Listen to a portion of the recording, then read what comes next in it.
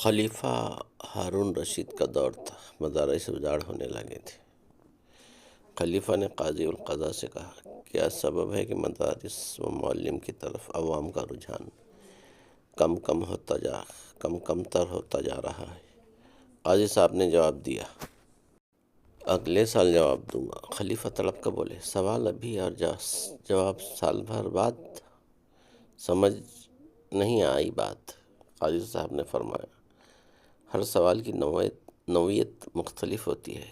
یہ ایسا سوال ہے جس جواب میں سال لگ جائے گا۔ وقت گزرنے لگا، اگلی عید آ گئی۔ عید کے امامت کے فرائض قاضی صاحب ادا کیا کرتے تھے۔ عوام و خاص سبھی عید کے دن عیدگاہ پہنچ گئے، مگر قاضی صاحب تشریف نہیں لائے۔ قاضی صاحب کو لینے کے لیے سرکاری نمائندے پہنچے، مگر قاضی صاحب نے انکار کر دیا کہ وہ عید کی نماز نہیں پڑھائیں گے۔ نمائندان و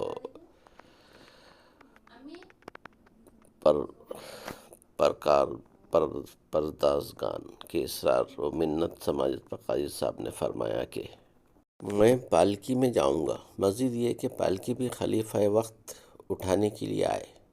وزراء و نمائندگان صدر و انگشت بدندہ رہ گئے کہ یہ کیسا غیر معقول مطالبہ ہے، مگر قاضی صاحب ڈٹے رہے۔ مجبوراً خلیفہ کو اطلاع دی گئی۔ خلیفہ علم و دوست انسان تھے، خود چل کر آ گئے۔ قاضی صاحب تشریف لائے، عیدگاہ کی نماز ہو گئی۔ وقت گزر گیا، لیکن عید کے بعد زیادہ عرصہ نہیں گزرا تھا کہ خلیفہ پھر حاضر ہوئے اور کہا، قاضی صاحب، مدارس میں طلباء کی تعداد بہت زیادہ ہو گئی، ہر بٹھانے کے لیے چٹائیاں بھی کم پڑ گئی ہیں، اور وزراء اور ارکان سلطنت کے بچے بھی چٹائیوں پر بیٹھے علم حاصل کر رہے ہیں۔ قاضی صاحب نے فرمایا، آپ کے سوال کا جواب مل گیا۔ خلیفہ بولے، کون سا سوال اور کون سا جواب؟ قاضی صاحب بولے، آپ نے کہا تھا کہ مدارس میں طلباء کیوں نہیں آتے؟ خلیفہ بولے، جواب کیا ہے؟ قاضی صاحب نے کہا، آپ حاکم وقت ہیں، آپ نے ایک بار صاحب علم امام کو عزت دی ہے تو مدارس میں تعلیم حاصل کرنے والے اتنے آ گئے کہ بیٹھنے کے لیے جگہ نہیں مل رہی۔ اگر اسی طرح ارباب علم و فضل کی توقیر کرو گے تو تبھی لوگ علم کی طرف آئیں گے، جبکہ اس کے مقابلے میں ہمارے ہاں کتنے طلباء بین الاقوامی سطح پر نمایاں کامیابی حاصل کی، مگر کسی حاکم کے وقت کے کانوں پر جوں تک نہیں رینگی۔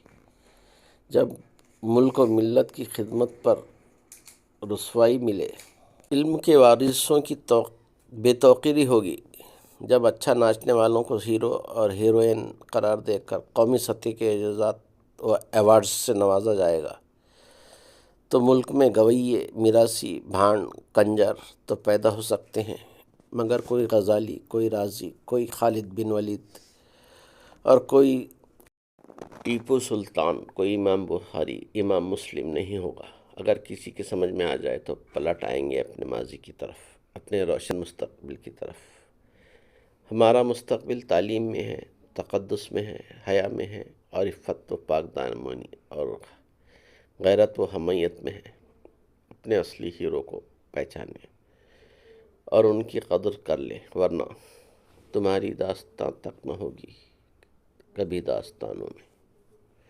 پسند آئے تو لائک، شیئر اور سبسکرائب کریں۔ سننے کا بہت شکریہ۔